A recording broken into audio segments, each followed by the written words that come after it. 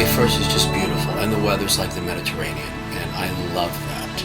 I got off the boat recently in Italy 2 weeks ago, and I'm like, this sounds like LA. The weather is fantastic. We over here with the beach is right behind us, so we live here, and if you like to be outside, work out, bicycle, enjoy, it's a very healthy life. I always knew that I would live in Los Angeles, and all my life I wanted to be a performer. So eventually, after I had gone to music school and I was living in Germany and dating an evil German, because they're all evil, right? Just kidding, maybe not. I decided that it was time to finally follow my dreams and come to Los Angeles. So there is a long history here of cinema. I found that there are many resources which I'm sure I can gather from anywhere to New York, from Chicago to New York to Florida, to anywhere in the United States, but this is pretty much where it is. You can't live anywhere else. Yeah, it's within a mile. Once you're here, it's you have so many options and so many variety. If you like variety, it's here. Yeah, because and so many opportunities just walking down the street.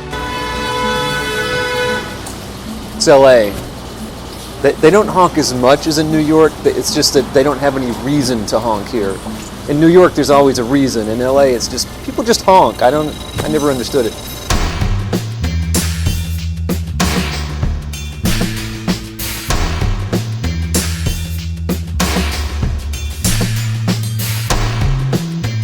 Every year, thousands of people move to LA to look for an opportunity. Most of them want to become great directors, popular actors and actresses, notable film producers, skilled directors of photography, acclaimed writers. Who are the successful people, and what should they do to achieve what they want?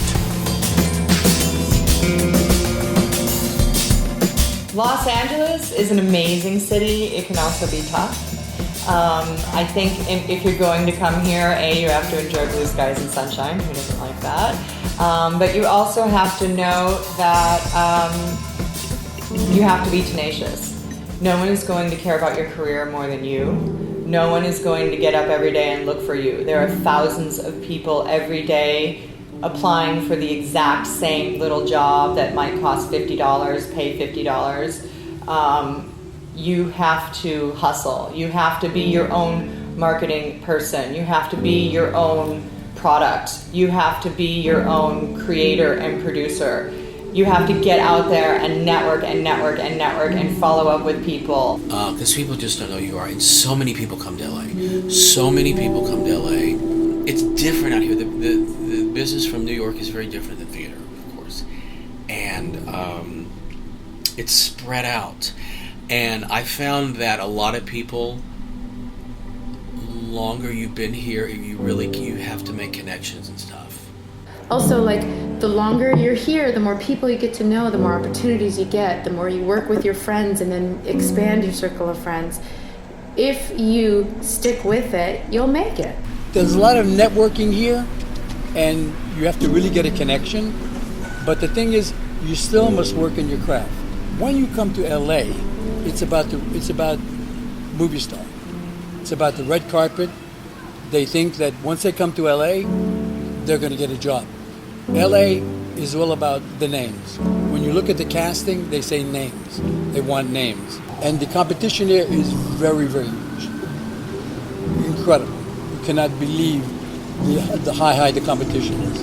You have to have your craft pretty well, in hand. But it depends a lot on your attitude and not being put down by the idea of there's all these gatekeepers and there's so many things trying to stop you from succeeding, and there's a lot of defeatist attitude or cynical attitudes about how hard it is or how impossible it is or how someone succeeded that shouldn't have. And I think buying into that can stop you. Is a lot of people very sincere and committed to the work they're doing. You can just walk outside of, walk 2 blocks and you're going to run into a filmmaker, an actress, someone that could be potentially your friend, your collaborator.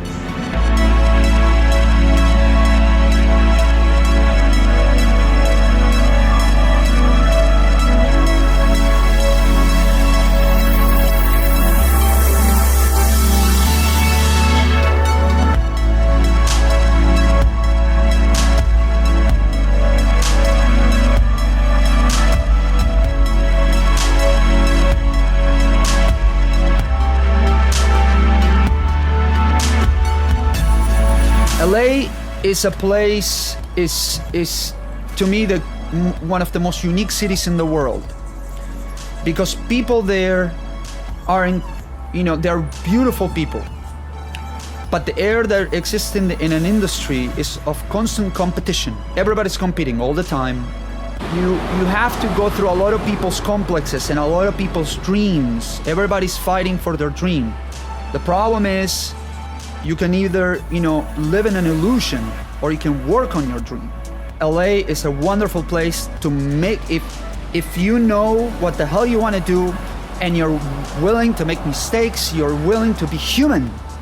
LA is a wonderful city, but LA can bite you in the ass. LA is like any other city. There are people who are not as committed to the craft, people who aren't as committed to being professional. They want to just sort of show up and have everything done for them. So you have to watch out that you don't get caught up spending a lot of time with people who don't have the same commitment that you do, because that can really bring you down, and it can really damage your own passion for the craft. Well, working here in Los Angeles, you have a huge variety of opportunities because it's entertainment city of the world, and you can, wherever you go, you'll run into someone that's in the entertainment industry. So it's really easy to make connections. It's not as difficult to get into the film industry here in LA compared to any other city on the planet, because variety is so great. Nothing in this town moves without a script. Nobody goes anywhere without a script.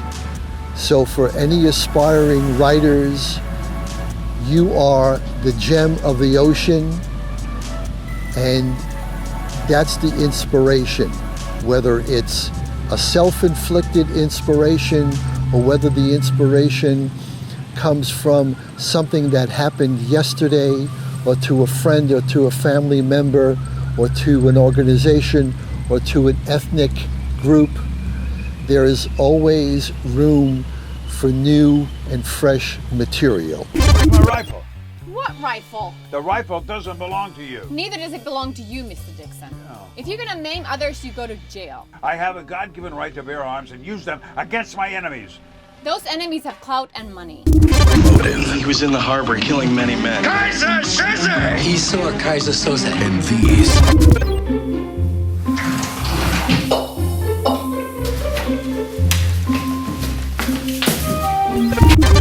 no sign of trauma. Optic nerves retracted into the muscle. And they have a clean edge. He managed to avoid cutting the sockets or the eyelids. Wait a minute, cardiac ward. No, you got the wrong guy. Maybe I got a little indigestion, but I ain't doing no cardiac stuff. Civilizations end. But love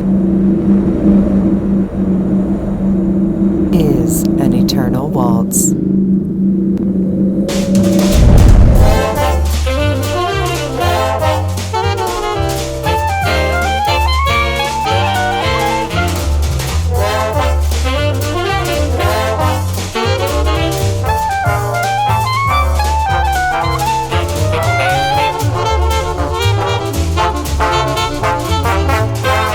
Moved to Los Angeles, everybody was still mailing black and white headshots as hard copy for submissions. Now everything's digital, everything's online, which makes it a lot less expensive on the acting end.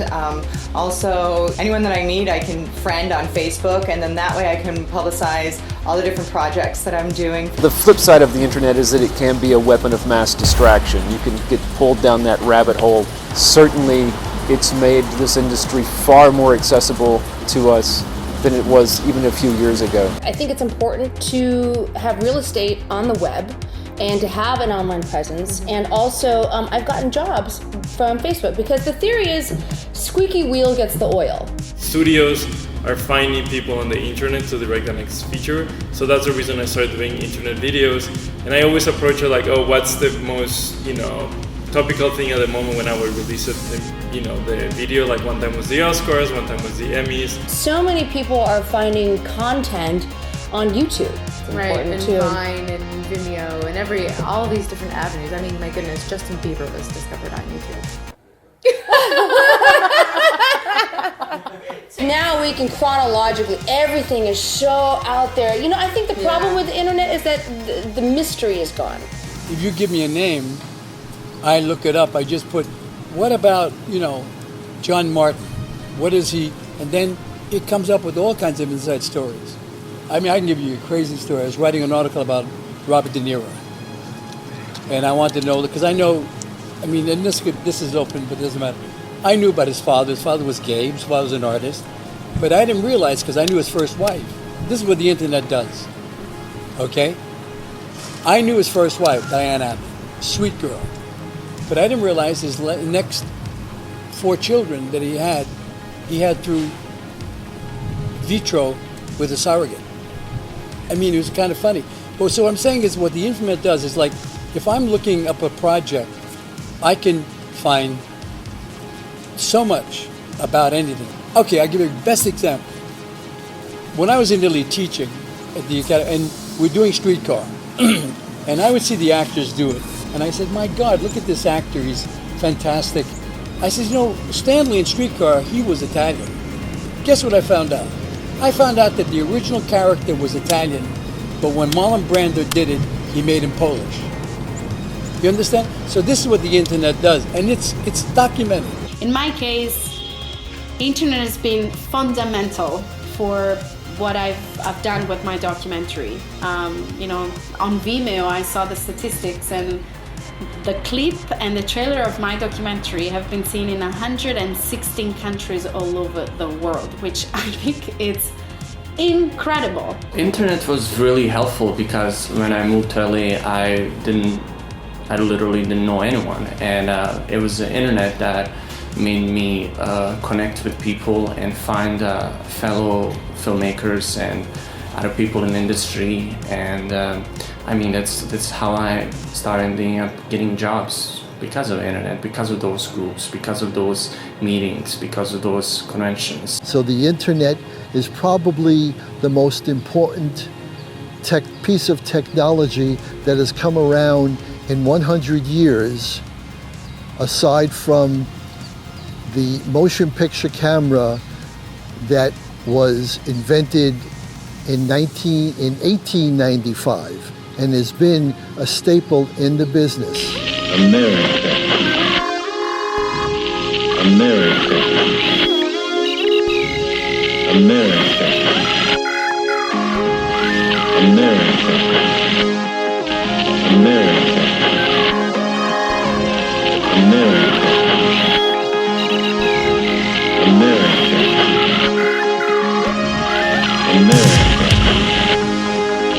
America. America. America.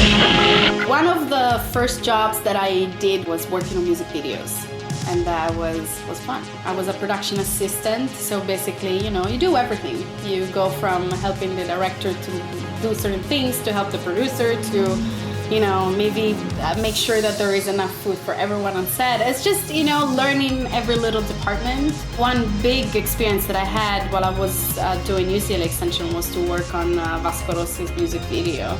The same man, 2 years later, ended up producing my first feature-length documentary. So guess what? I guess I was at the right time, at the right place. Are you an actor? I did lots of TV and stuff in New York, and then I decided before I got too old, before I turned 40, I should move to LA. So I moved to LA in 2000. I got an agent immediately. I moved out here with a partner from New York. I booked one line in the film Legally Blonde, and it was cut. And then I booked a Darren Star pilot called The Street, which was about Wall Street, and I played a Wall Street lawyer, and I got one line, which was cut. And then about 4 years later, this is in my show, it's a whole number in my show where I go cut, cut, cut. I get cast, and then I got Dreamgirls, which you probably know. So I had this scene with Jennifer Hudson, and it was a great scene, and I had 3 lines in it, and it was cut. But you still recognize me, and I called SAG, and after it I still get residuals, thank God. How I started in the business, I was 19 years old. I came back from Florida, and I was at a mobster's wedding, and a woman looked at me, she says, to my father, she says, you know, he's a good-looking guy, he should become an actor. So I went to the American Academy of Dramatic Arts, and that led to working with Lee Strasberg at the Actors Studio.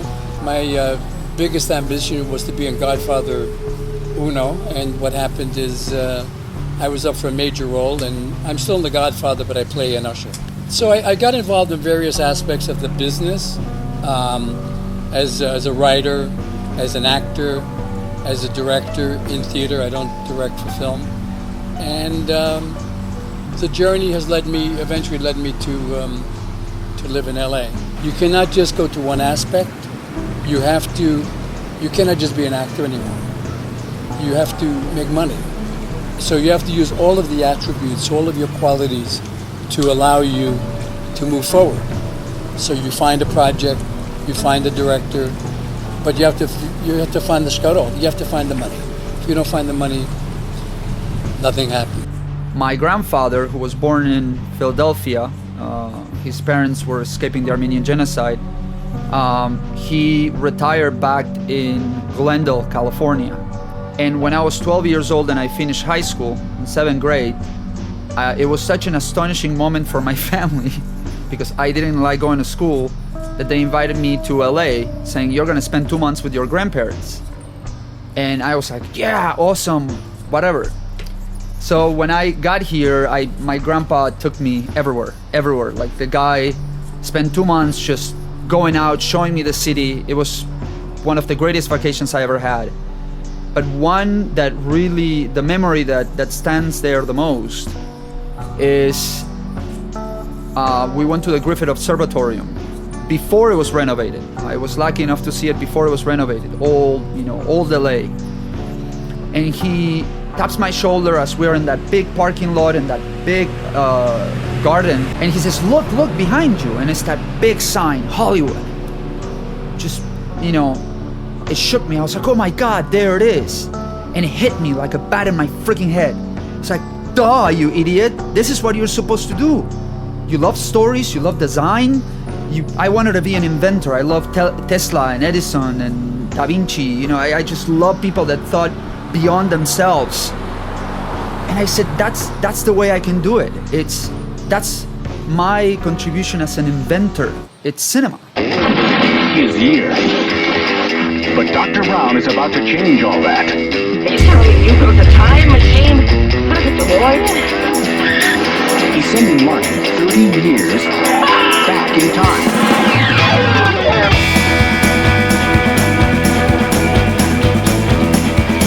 My goal would be to make something like Indiana Jones is my favorite movie, Back to the Future. Those are my kind of movies, so I'm working really hard to hopefully make one of those, in a few years. With the studios, I would love to make, the next franchise blockbuster fun movie for the family. My main goal in film is pretty much to leave a legacy behind me, to leave decent work that thousands of people can watch once I'm gone. That's my legacy, to make a really, really good movies. Being an Asian American female, not fully Asian, not fully white, I feel it's my responsibility to tell stories about strong, leading women, whether it be in comedy or drama, and to write those stories and to tell those stories. For me, I would love to have, my ultimate goal would be to have, my own sitcom, sort of a la Jerry Seinfeld or Louis C.K. That sort of is where I can be my own specific, unique personality, which is a little bit girl next door and a little bit of a wisecracker and a little bit self-deprecating, and yet of course I studied opera, so what's up with that? All of these things together that make me my unique person, but ultimately not just to aggrandize myself as an artist, but to give back, because ultimately I have a lot of love in my heart, and I feel like I have a lot to offer. So my goal has always been to work. I've never wanted to be a star. I don't know why. I just wanted to work and get better. So hopefully, as I get older, I do that, and that's it. That's really it. I'm boring. I'm very ambitious and I want a lot more. I want to be writing and directing feature films. I want my scripts to be made into films.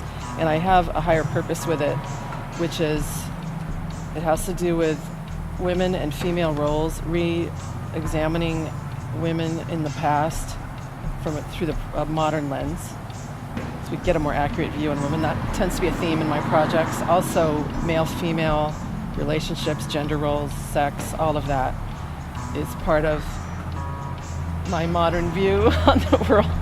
Everyone's dream is different, and my dream involves a lot of different aspects. If I don't get on Broadway before I die, I have wasted my life. So I have been going in and out of New York and auditioning things. At some point I might actually move there full time to really pursue that hardcore. I would love to star in an A-list film. I want the dream. I'd love to write, books when I'm older, and I paint a little bit. You can see some of my stuff behind me. So I'd love to just be a continually working actress, improving my craft, and being able to utilize it in all the mediums that are available to me. The purpose of a goal isn't to get the goal, right? The purpose of a goal is to transform you into something or someone worthy of its achievement. I think for me, success is not necessarily in achieving the goal, but for me, success is in becoming a worthy person through the pursuit and achievement of worthy goals. That's what success is for me. If I can have an impact on people, on society in a positive way, to me, I've made it. Well, my ambition is to keep on working until I die. That's what you have to do, because you never retire in this business. It's not like after a certain... And people who retire, what happened is they did a stupid job for 20 or 30 years, and then by the time they're going to retire, they can't even move around. They take trips. When I worked in Italy, 3 months. Work in Mexico, a year. Because I don't want to just take a trip. I want to get involved. Pretty much the goal for me is to continue writing and making films, whether they be a short film, a feature film, or television, or anything related to the filmmaking business. I've come to love what I do. I love the process, and I want to keep on writing and making the films that I write. I have many dreams and many goals, and I can say that I'm lucky that I'm trying to get there. I want to keep making documentaries. I want to keep writing about documentaries. I want to keep sharing stories about, people and causes and events and places that, other, in case the audience would never be interested in. I want to try to bring a little message. I know it's cheesy to say I want to change the world with my films, but yes, I do, and I'm not afraid to say that. Los Angeles is definitely where I want to stay, but the world is so big. So I want to go back to Africa. My big dream, I'll tell you what's my big dream, and if it comes true, you have a good thing here. I have a little legacy for a friend of mine who was a journalist, passed away a couple of years ago, and we had talked about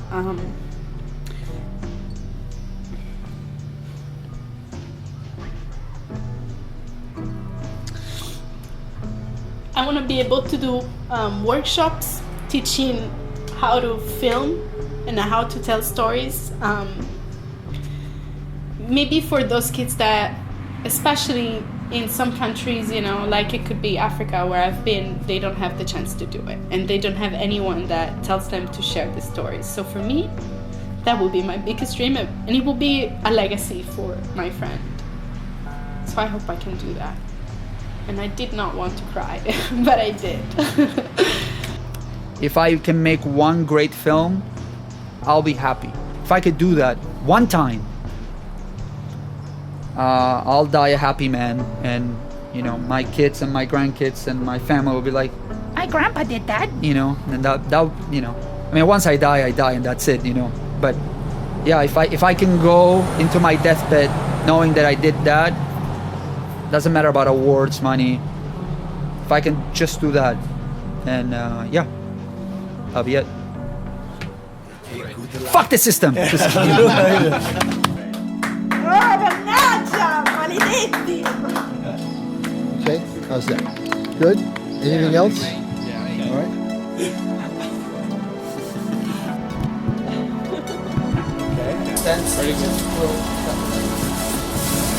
Stand? Yes. The girls gonna go for a swim? You kidding? Okay. Whatever being successful means to you, there are no rules, and there are no shortcuts to achieve it. Apparently, there are only a few tips you can follow to become what you want to be. Define your goal and have a project. Otherwise, you won't have anything to discuss and no one will follow you. Keep on improving your craft. Be your own agent, producer, writer. Find the best people to help you to achieve what you want. Find other people as committed as you are. Don't ever let lazy people bring you down. In LA, there's always room for new and fresh material, and this is definitely worth a try. So you'd better work hard on your dream, and you better start now. Everything starts with a question. Try asking yourself, what is my goal?